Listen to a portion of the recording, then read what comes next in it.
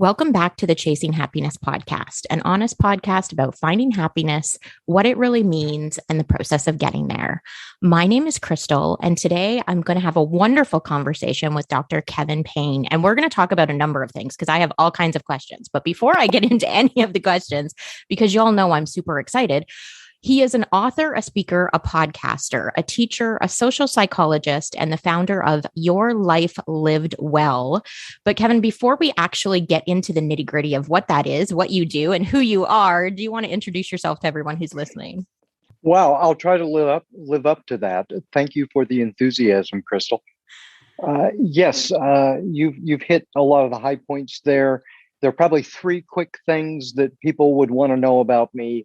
One, yeah, I'm egregiously overeducated. My doctorate's in sociology and psychology. I've studied people for the past 30 years. I spent 15 years of that as a professor. And the last decade, I've been a startup tech entrepreneur. And I build models that predict people and help us better understand who we are and where we're going and that sort of thing. Second thing about me is that I live with multiple sclerosis. And I first became symptomatic as a young man in college in 1989. And that kicked off a comedy of medical errors that lasted for quite some time. That is not unusual with MS at all. And I finally received a conclusive, correct diagnosis in 2006. And so I have known that I've been living with MS for almost 16 years now. And that has greatly shaped my life. I have had a lot of ups and downs with MS. And during the time that I was getting diagnosed, I was also supporting a wife who was dealing with an advanced cancer. So I was living the joys of chronic illness, both from the diagnosed side and the caregiver side. And that led to my labor of love, which is Your Life Lived Well. And I'm sure we'll get into that as we go, but it's about trying to answer the question, how do we live well when we're stuck with something that's really bad that we can't get away from? And that's what we're living with, because all of our strategies for making life better is to get away from the bad stuff. Right. But by definition, I am stuck with my MS locked in this carcass with me. And so that changes our calculus. And the third thing that people might want to know about me is, yes, I am an enthusiastic skydiver. I fling myself from airplanes miles in the air with glee and abandon. And this is central to my story, so I'm sure we'll get into it in some way. But I'm up over 600 jumps now, and I'm a comfortable denizen of the air.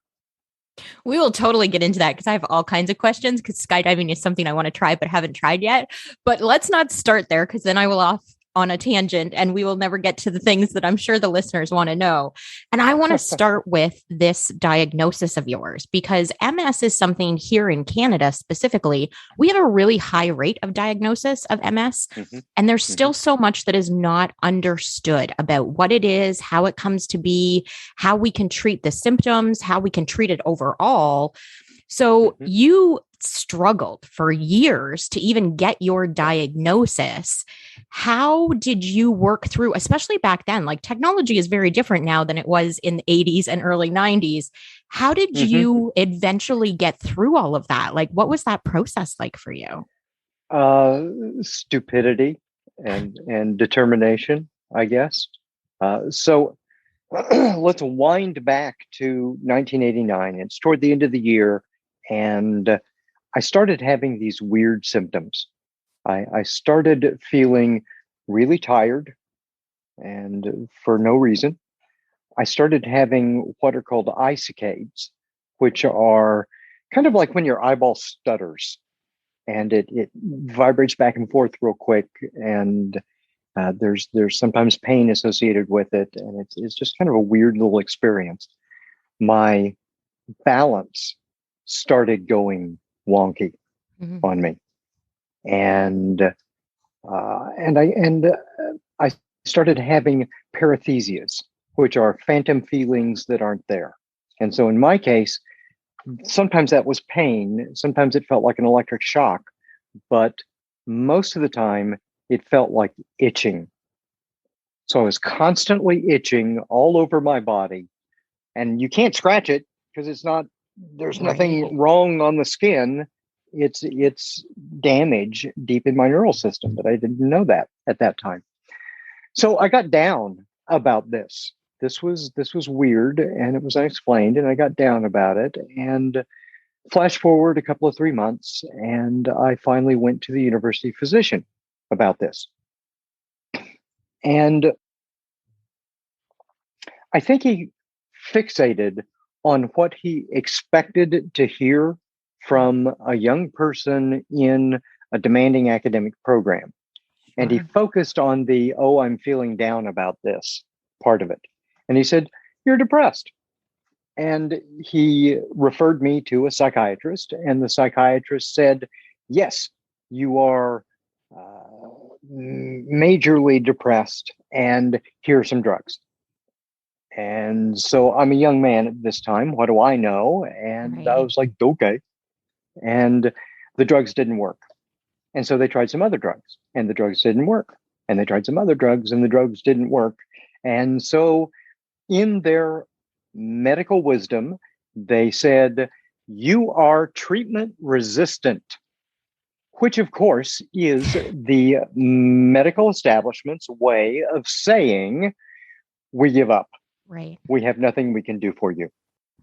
And so, a few months later, I felt back to normal again, and I went on with my life. And this is not unusual with relapsing remitting multiple sclerosis. The symptoms come and go. Of course, I didn't know that at the time. And then a couple of years later, the weirdness was back, and then it was gone. And then a few years after that, it was back again. And this time, the symptoms were worse, and I was cognitively foggy and didn't feel myself at all. And oddly enough, I got completely knocked off kilter, and I truly was depressed. And I lost track of my normal personal habits, and I gained 120 pounds. Wow. And and one morning, then I woke up and I looked in the mirror and I said, "Oh my gosh, I look like the guy who swallowed Kevin." And I was seeing myself as I was in that moment for the first time in a couple of years, and I felt better again. And the symptoms weren't like that, so I went back and reclaimed and rebuilt my personal habits and lost the 120 pounds, and went back to my life. And then one morning in 2002, I woke up and I had a different symptom, and I couldn't feel my left leg below my knee. Oh my It was gosh. just gone. No feeling. Now, again, I'm still a young man. I'm in my 30s, and I'm still armored in my illusion of invulnerability. Sure. And and so my first thought was, oh, I probably pinched a nerve working out the day before. So I didn't think about it. And a few days later, my leg was back. And then it was Wow. gone again. And then it was back. And then it was different parts of my body. And then finally, one morning I woke up and I could feel my right arm and my head, but the rest of my body had disappeared. No feeling. Wow. And at this point, after having witnessed this for many, many years, my then wife said, I'm putting my foot down. You're going to get this looked at. Mm. So I did. And my general practitioner sent me on a neurological consult, and I met with the neurologist, and we did a bunch of wacky tests.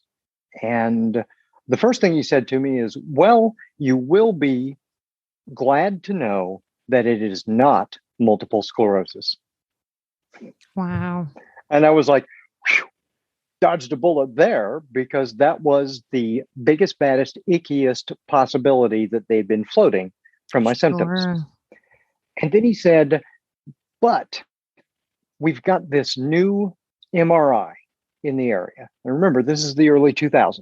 Right. So he said, it's got a better resolution than anything we've ever had. So I want to go ahead and send you there and get some more data.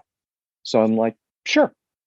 He said, if there is anything we discover from it, my office will contact you.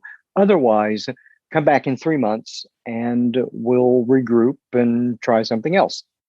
So I did the MRI. I didn't hear from his office. I thought about canceling the appointment because I'm not getting any information out of this, Sure. but I decided in the end to go. So he bustles in that morning with my now alarmingly thick file. And that tells you something about how long ago it was, because it was a paper file. Paper and not file, an EMR. Yeah. So he sits down across from me and we exchange our pleasantries, and he starts flipping through the file, and he does a wild-eyed double take at my file. Now, I can tell you, you never, ever want your neurologist to do a wild-eyed double take at Panic your file. moment. Yep. Yeah. And then he looked me in the eye and he said, excuse me, I've got to go check something. I'll be right back. And he whisked out of the room. So I'm left waiting during the longest 5 minutes of my life. Sure. And he comes back in and he looks a little dejected and he slumps back across from me. And he looks up at me and says, I'm so sorry. Now, again, you never want your neurologist to start with, I'm so sorry. Right. But did. And he said, there is no doubt under the better resolution that it is multiple sclerosis and you've got a lot of lesions. It's been in your system for a long time.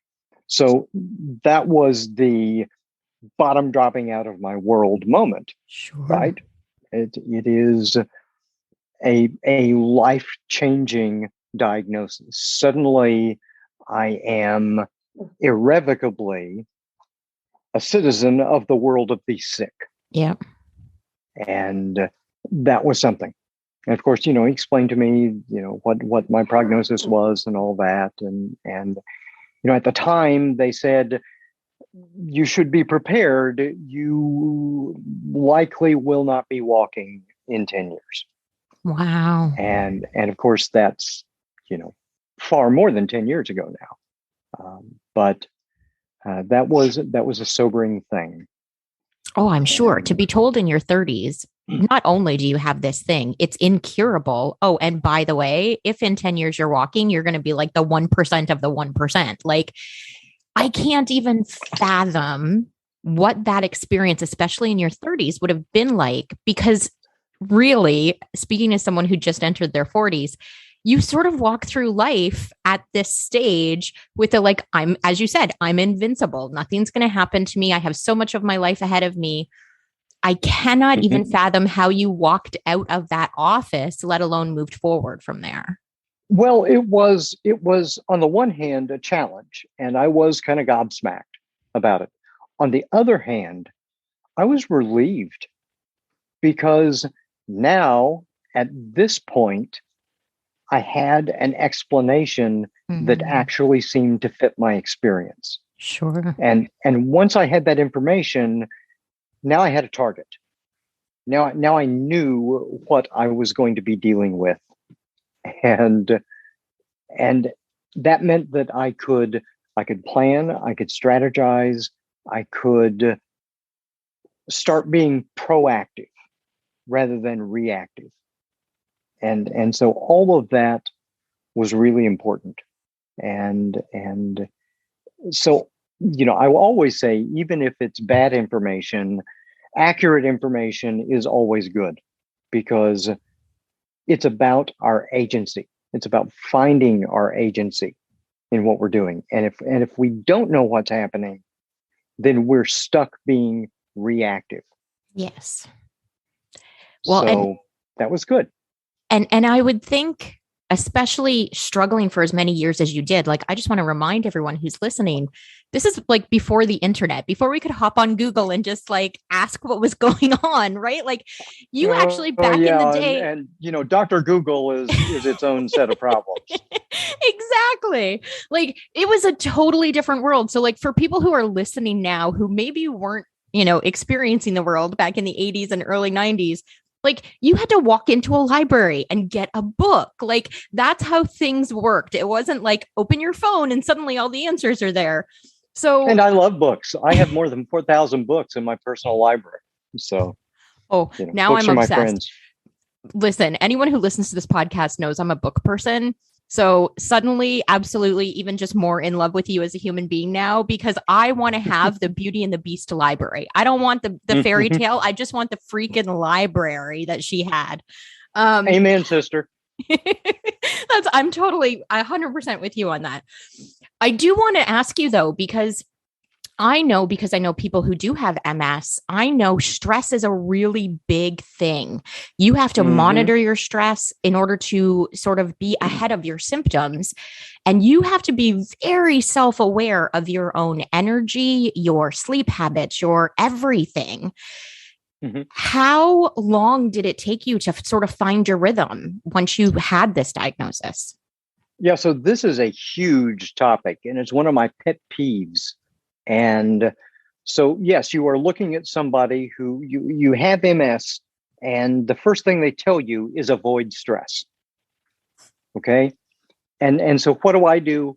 I take up one of the most stressful pastimes that you can possibly have, flinging yourself at the earth at terminal velocity repeatedly. And that actually is an important part of my coping mechanism. So I'm sure we'll be talking about that in a second. But let's go back to this idea of stress.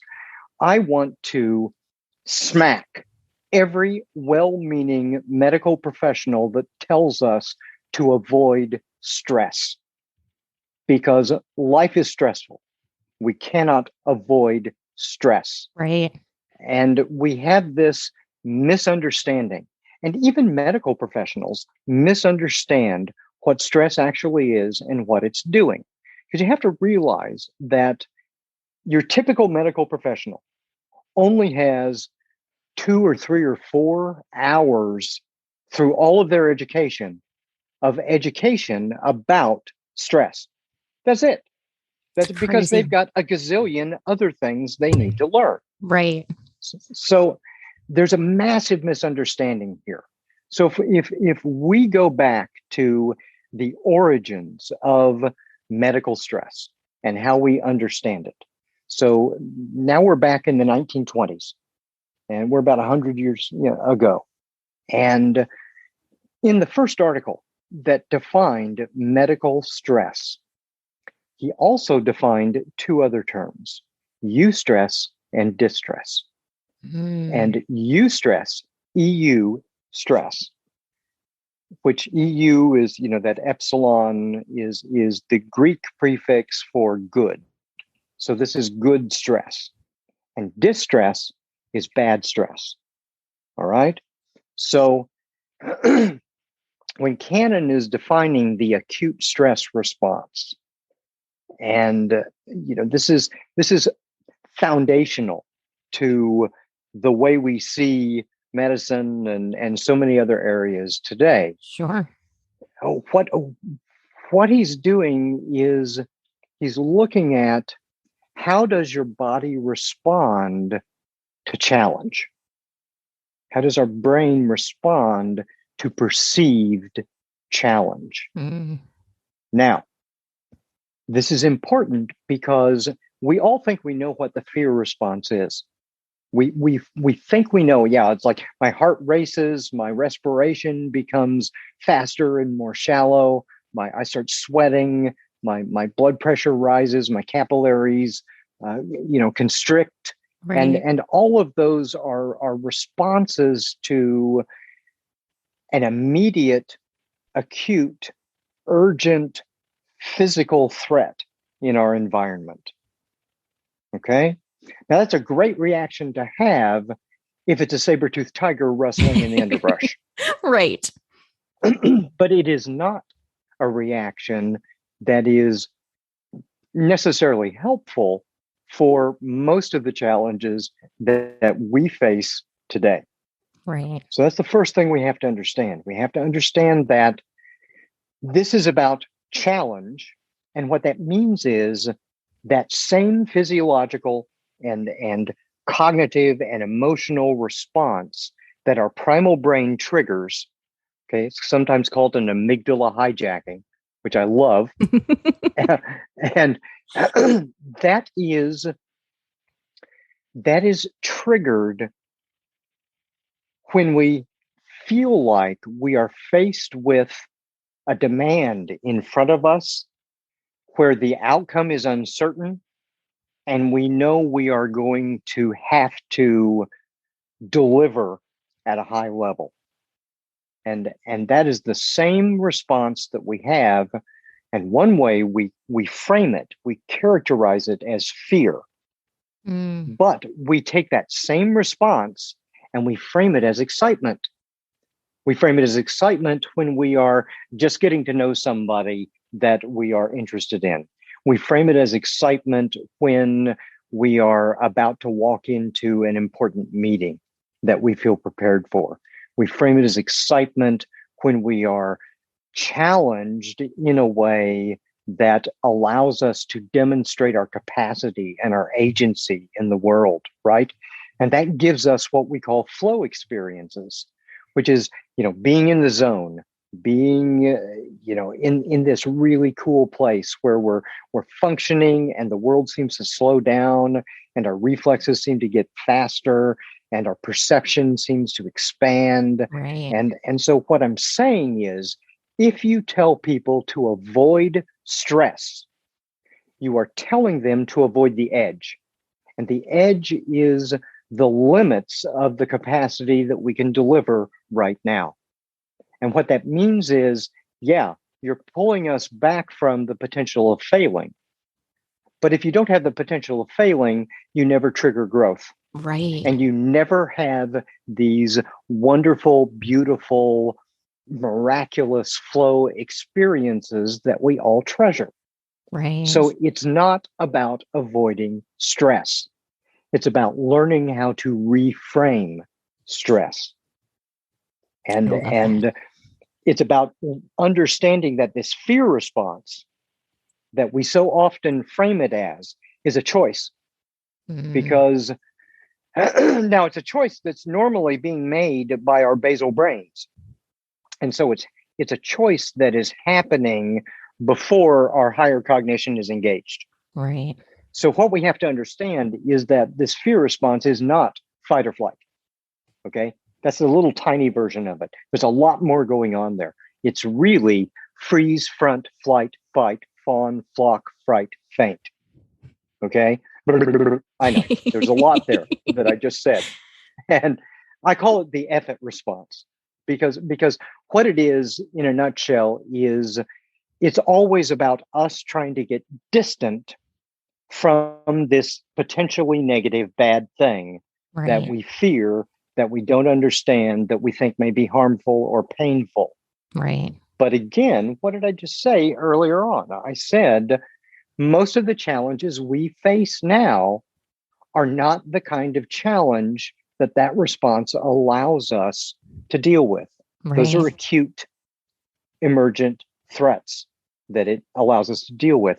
What we deal with now are more often cognitive, behavioral, social, and they are ongoing challenges. They are chronic challenges. They are not necessarily things we can get away from, like my MS. Right. And sorry, I just kind of no, I absolutely love this, and I'm so glad you touched on this because one of my pet peeves is when people say, oh, well, just create a life that doesn't have any stress. I'm sorry. I don't care who you are. I don't care where you are in the world. I don't care how much money you make or what kind of life you're living. Everyone has stress, just like everyone has problems. It's just how you deal with them, how you're able to cope with them, what skills you have, what resources you have at your disposal. And I love that you touched on all of this because the fact that you skydive, most people would be like, oh my God, that's so stressful. How can you put your body through that? But what you're saying to people is the level of excitement that is happening in your brain may be similar, but how you're viewing it, how you're processing what is happening is where that difference is. And really, it is about that mindset, that framing of what you're going through or what you're experiencing or pushing towards.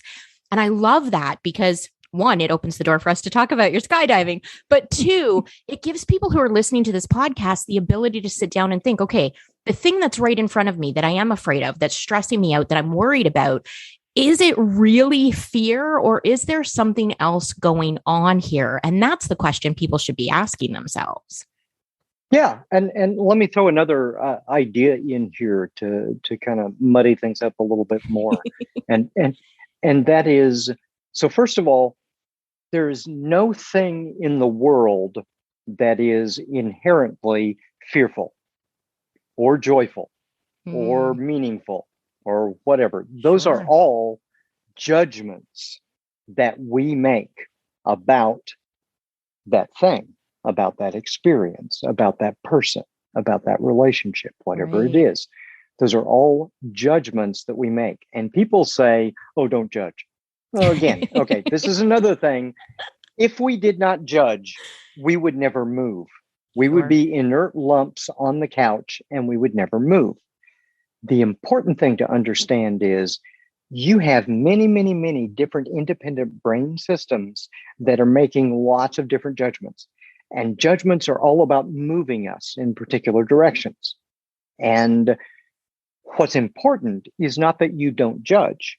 What's important is that you insert a pause in the process so that your frontal brain can catch up and can say, okay, now I'm going to look at the bigger picture and I'm going to decide which ones of these judgments I'm going to act on. And that's different. Oh, I love that. So we have to understand, that freeze part in that freeze, front, flight, and all those options, that's hypervigilance. That is something that we have to learn to understand. We learn to recognize the excitement in our body. We learn to understand that this physiological arousal is not in and of itself fear. Right. It's not in and of itself pain. It's not in and of itself anything but your first clue that somewhere in your brain, some system has said, oh, I don't understand what's going on here. It looks like it may be like something that I recognize from my experience that could be scary or harmful or uncertain, right? But now, if you learn to cultivate that pause, now you are giving your better developed frontal lobes time to catch up because they operate slower than our basal brains. Right. And this is, the key. And this is part of why I went back to skydiving, because part of that was reclaiming a childhood dream, because I wanted to be a skydiver from the time I was a kid. Aww. And I started the training the first time in the 90s and got a handful of jumps in. And that was, a lot of fun and I loved it. But what I realized from that experience was becoming a legit skydiver is not a hobby.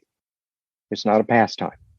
It requires a massive amount of time and commitment, and it is a lifestyle choice. Ooh. And because it's not just jumping out of a plane. To get your first license in skydiving, it takes 25 jumps, and your AREF card, you have over 100 skills that you have to check off. Wow. Because you have to learn to pilot your body in the air, and you also have to learn to pilot a canopy and land it safely on target. So that's a lot to deal with. And so in 2019, after I'd hit bottom and I had realized that it had been over a decade since I had done anything just for myself. I'd gotten so caught up in both the demands of trying to negotiate my MS and the demands of a caregiver, that I had completely lost all of my good habits. And I was at bottom, and I was unsure that I was going to be able to find a way from the life I then had to any kind of life I was interested in living. Mm. So I decided to give myself one last chance and to do something just for myself. And the thing that I wanted was skydiving. I wanted to go back to skydiving.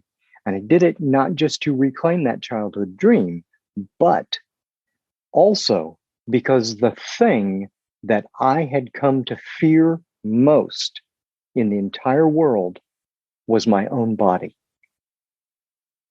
Wow. And so logical me, I said, okay, if I'm skydiving, then I literally have to use my body to save myself every Right. time. And that is a way that I can reclaim the natural confidence I used to have in the world. So you've Wow. seen the photo on the cover of my book. Yeah.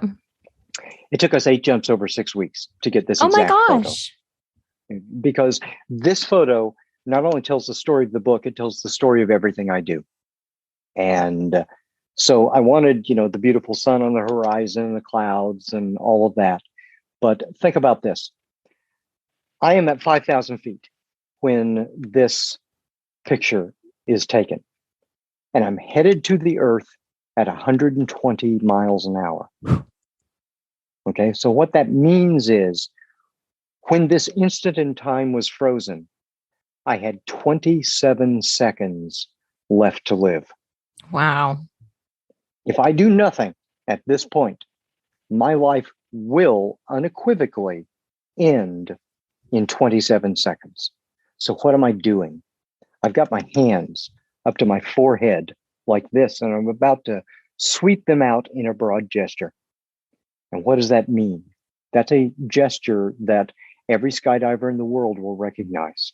It's called the wave off. And what I am doing is I am warning everyone in my airspace that I am about to take action to save myself. I am actively choosing life in the face of certain death at this moment. So I wave off and I deploy my parachute. And what I want people to understand is, yes, get out there and get all the support that you possibly can. And that's medical support and therapeutic support and coaches and everybody else, get them into your tribe and Right. get that support. However, you are still the bottleneck, and you must actively choose life. And so the beautiful thing I love about skydiving, because it is an amazingly relaxing, zen, focused, mindful experience once you become at home in Sure. the sky, right? But fear is inside the plane.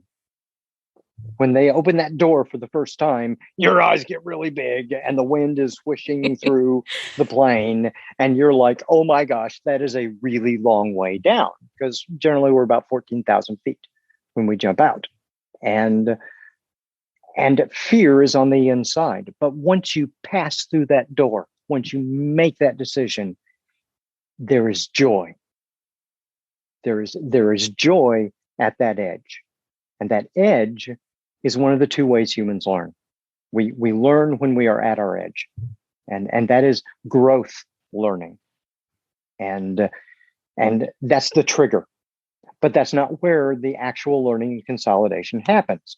We trigger it like working out, right? With the weights, you take your muscles to failure, you trigger it at the edge, and then you have to take yourself back to your home. And you have to take yourself back to a place where you can disengage that sympathetic nervous system and engage the parasympathetic nervous system and rest and relax and recover and sleep and nourish and consolidate and grow. And all of that is crucial. You've got to take care of yourself. Then you are fortified and growth, and you can go back out to the edge again. So we had that beautiful experience, but every skydive is, in the Stoic sense, a memento mori, a reminder.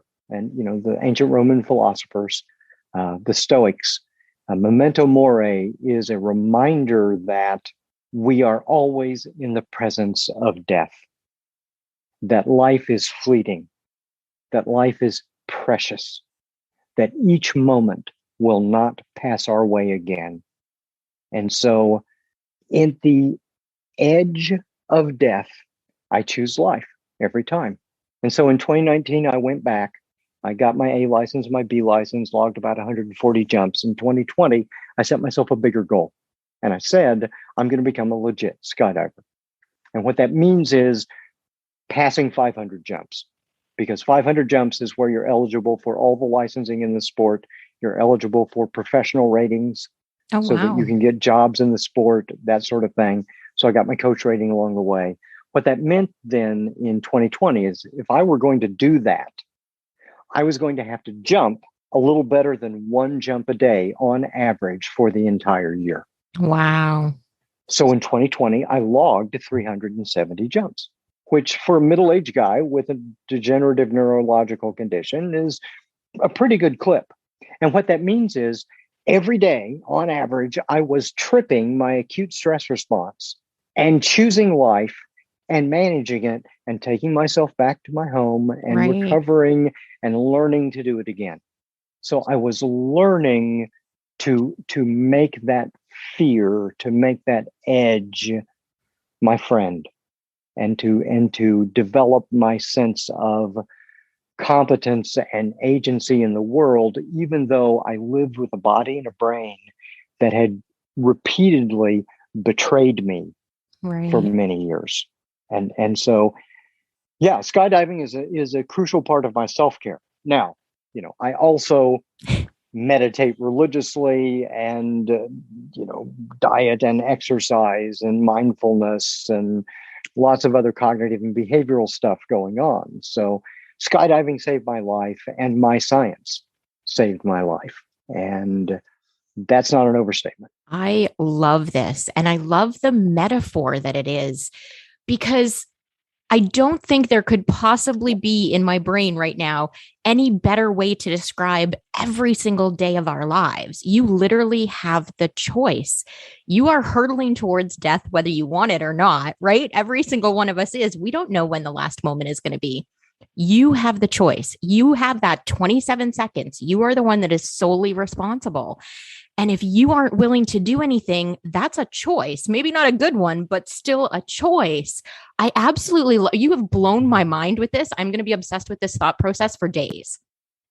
Well, if you don't actively make a choice, life is still going on around you, and life will make your choices for you. Truth.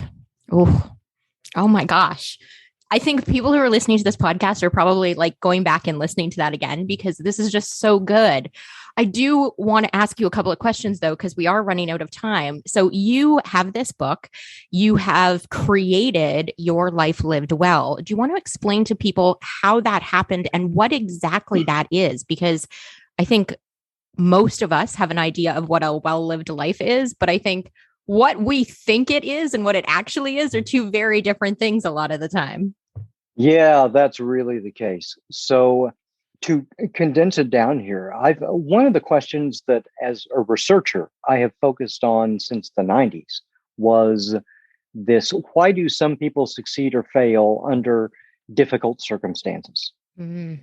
And then in the last decade or so, that's kind of morphed into the question, how can we still live well even when we're stuck with something really bad that we can never get away from, like a chronic illness? Sure. And so in my work, what I'm interested in is, I'm not an MD, I'm a PhD. And so I'm the wrong kind of doctor to contribute to a medical cure. But what I was interested in was We know from the research that 2/3 of health outcomes actually stem from our cognitive and behavioral and social and a little bit of environmental factors. And those are all things that we can do something about. Right. Those are all things that we can express our agency over. And even more important than that, there's some ways that I will never be completely healthy because, my central nervous system is getting eaten away. Right. But that doesn't mean that I can't do everything else to improve not just my health, but my quality of life. Because we live at the level of experience, right? And I want to experience a good life. And what do I mean by that? Well, the research actually tells us that too. And I spent a decade on this, and I've interviewed hundreds, I've surveyed thousands, I've collected millions of data points, did meta-analyses across thousands of studies. I mean, I'm an obsessive researcher.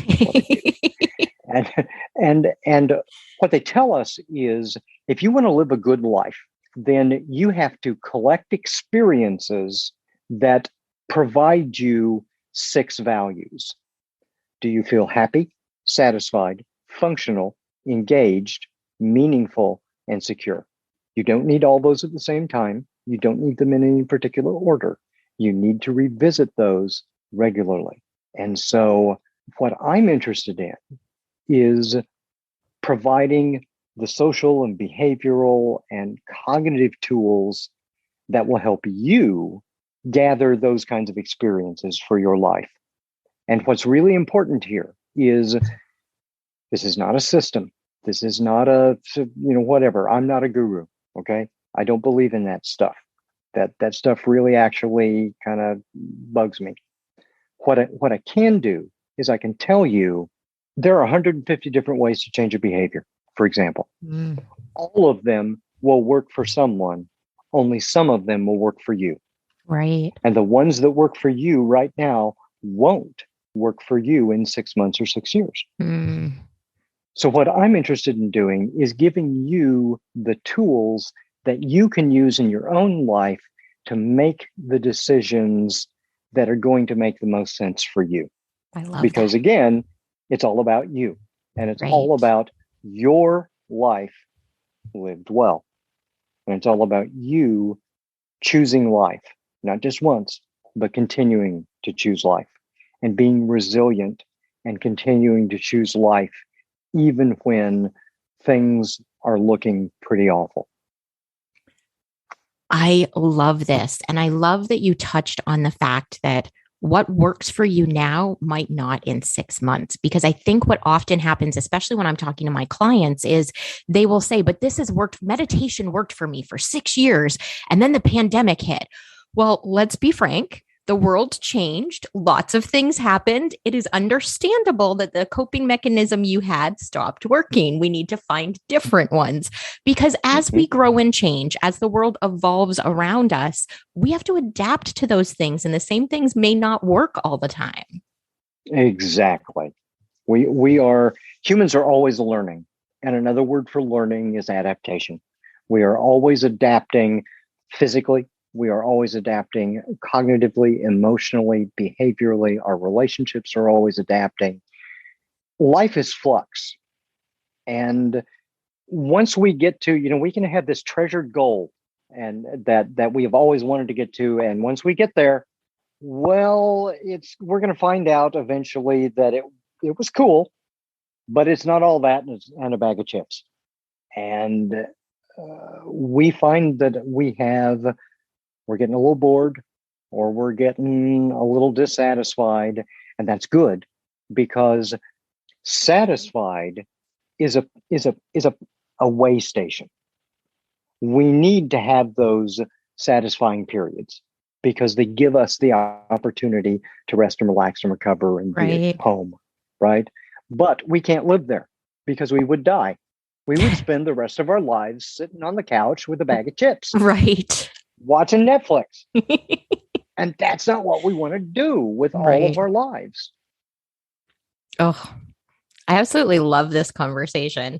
I do want to be respectful of your time, though, because we are running out. And I typically end the podcast by asking a few questions. So before I do that, I will let everyone who's listening know I will put in the show notes all of the links so that they can follow you, they can find you, they can get the book, they can do all the fun stuff. But before I do that, well, I guess I just did that. So I do want to ask you a couple of questions because the listeners tend to really love to use these questions as catalysts in their life. And I think you're going to have some great answers because I think everything you've given me during this conversation has just been fantastic. And I could probably talk to you for like another 4 hours. So I will try not to do that. But I do want to ask you the very first question is what inspires you? Wow. The thing that inspires me, I'm an inveterate people watcher. I as you can probably guess, I love watching people. And so the thing that inspires me is I love watching people when they are performing well. And that's everywhere. That's everywhere around us. I remember, years ago when I was a professor at another university 20 years ago, there was a every Wednesday morning there was the garbage truck would come by and pick up the garbage.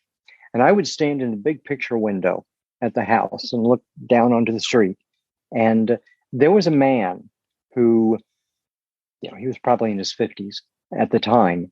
And he moved with such a beautiful precision and ease. He did something so mundane as collecting the garbage.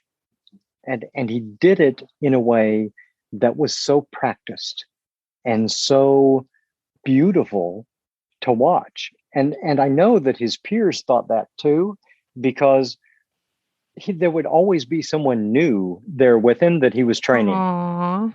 in how to do this. And so I am inspired when I see someone doing even the most mundane thing with this joy and skill, and you see them engaged in the world and really participating. And I am reminded when I see that we can find those moments anywhere. Mm. And so that's really cool. And I love that I see people that are like that with stuff that I never thought twice about. I love that we live in a world where there are other people who have really thought deeply about that thing and have really learned to do that thing that I completely took for granted. Well, how cool is that? That's amazing. I love that. And it's so true because there are so many things that just as I'm sitting here, I'm thinking, oh yeah, I just, I do it and don't think twice about it. But then when I stop to actually think about it, I know people who take their time, who are gentle and delicate or whatever it happens to be with the thing. And I'm like, that is like magical. There's this level that they have that, oh, I love that answer. I love that answer. The next question, cool. Humans are cool. And I'm totally obsessed. And anyone who listens to this podcast knows I got my BA in psychology. And so I am very much a people watcher. And so everybody who listens to this podcast knows part of the reason why I love doing this is because I get to people watch, and I get to people watch in a different way with the podcast than you do in real life. And it's just, oh, yes. Anyway, the next question before I get too sidetracked is if you could go back in time and give yourself a piece of advice, what would it be? Well, the facetious answer is don't marry redheads. but no, in all seriousness, the thing that I wish I could have come to grips with earlier in my life is just be kinder to yourself. Mm. It took me so long to really internalize that message. And I don't mean on a superficial, oh yeah, I know that. level, Sure. because we all know that. Right. What I mean is the deep understanding and the deep experience of doing it and living it well. And just this idea that I deserve to give myself grace, Mm. to understand that, yeah, I'm trying and I'm failing. And that's to be expected at the edge, right? That's going to Sure. happen sometimes. That's part of growth. And so just be kinder, not nicer, because kind is honest. Kind is sometimes difficult. Sure. Kind always requires some level of sacrifice. But be kind. And that's what I would tell myself. Oh, Everything else is, I mean, I might have told myself to, like, hang on to that Apple stock through the 90s because it is actually going to bounce back. But sure. I think, realistically, all of us would have one of those thoughts, like invest in Tesla or something like that. But yeah, I love your actual answer, because I think a lot of people can relate to that. And I think the older you get, the more you sort of have those moments of, I wish I had been this way younger. So I love that that's your answer. The next question is, if you could have a conversation with anyone, dead or alive, who would it be and why? oh wow, there are so many people. I played this game with myself often.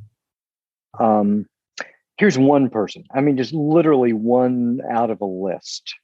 And do you know who Dietrich Bonhoeffer was? No. Okay.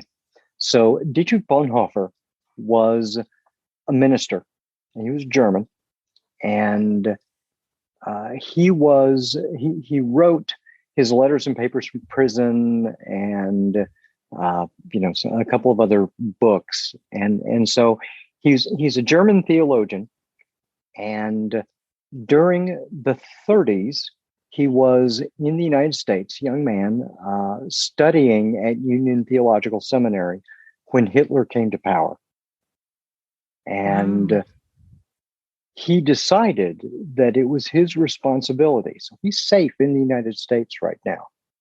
And he decided to go back to Germany and lead his flock and be an example. And so I'll finish the rest of his story in a second. But along about the time I first started having symptoms of MS, I had the opportunity. So I'm a college student. I'm about to do this new tutorial that had been a new tutorial that was offered on ethics, Marxism, and totalitarianism. Oh, cool. And it turned out that Renata and Eberhard Bethke. Now, Eberhard Bethke was Dietrich Bonhoeffer's best friend, and Renata was his cousin, and they married one another. And Dietrich was his biographer and edited his stuff after he died. And they came to my college to speak. And the professor that was going to do this new tutorial that I was going to be the guinea pig of arranged for the four of us to have a private dinner Oh my gosh. that night. Now, what you have to understand is that Bonhoeffer was part of that cabal that tried to assassinate Hitler. Wow. So here's a man who was safe, who came back, who saw the evil, and who agonized, and we see this in his writings, who agonized with the moral dilemma of, how can I be involved in what is demonstrably a bad thing? And how is that ever good or justified? Mm. And he did. So, I mean, he really were with us. So Bonhoeffer was put in prison. And at the end of World War II, as the Allies were approaching, shortly before Hitler decided to commit suicide, he ordered everyone else in that prison released and Bonhoeffer taken out and shot. Wow. So I got to spend this evening with, and Bethke was part of that cabal also. And, but he was peripheral to it. So, he wasn't like an important figure to get. So I got to spend this evening as a young man with these two people who were at the center of resistance to Hitler. And it was such a powerful, life-changing experience to have. And I am the only one of those four people in that evening now who's still living. And I often think, there are sometimes these really profound moments that we have in our lives, and we come to a place, if we live long enough, that we are now the only bearer of that beautiful experience. Yes. And so I know that I was so profoundly changed by spending an evening with these two people who were 1 degree removed from this guy. And I'm not a religious person either, but I profoundly appreciate and respect the depth of his moral fortitude and his practical commitment. And so, yeah, if I were to choose one person, he would be high on my list. Definitely. Oh, I love, first of all, that you brought it up because I didn't even know about him. But now I'm like, I'll put him on my list because I have questions. I want to know things.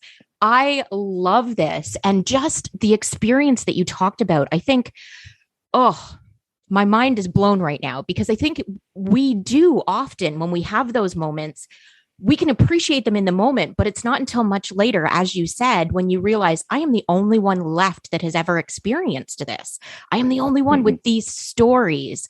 I am like, there are so many people in the world right now who are slowly dying off because they're getting to be that age that have stories from way back then that never spoke of them, and people never got to hear how they viewed it, how they lived it, how they experienced it, how they survived it all.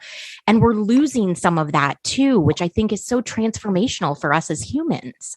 And the greatest thing about that evening is we had this wonderful dinner, and it was in this private room, and there was a piano there. So Renata sat down at the piano, and then we took turns at the piano, and we had this sing-along for like an hour afterward. And it was just such a wonderful human experience. Oh, God, I love that. That's fantastic. Thank you for sharing that, because I think everyone who is listening to this is going to appreciate that so much. The last question I'm going to ask you, because I know we are running out of time. The last question is the one that I love asking the most. It is, what does happiness mean to you? Ooh. Wow, that's and I talk about this is actually in chapter 13 of my book, and one of the things let me come at this sideways. Happiness and joy are two different things, and sometimes we mistake joy for happiness. And they're both great experiences, but joy is fundamentally surprise. Okay, joy is always a surprise, and of course C.S. Lewis's wonderful autobiography, Surprised by Joy, and speaking of another religious figure from the same time as Bonhoeffer, and I'm quoting a lot of religious guys for some guy who's not religious himself, but nevertheless, joy, if we expect happiness to be joy, we're going to be disappointed. Because joy is actually tied to that acute stress response. Really, it is. Right. Because we start getting that little, and then the surprise happens. And what happens is it turns out to be a happy surprise. It's not a scary surprise. Right. And that's joy. That's that catharsis, that release of, wow. So happiness is a quieter sensation than joy. And I think true happiness, we can come to overlook or discount when it's in front of us because we're expecting the fireworks of joy. Right. And joy is really cool, and we want joy, but we can't live in joy. And happiness is quieter, but happiness is no less good.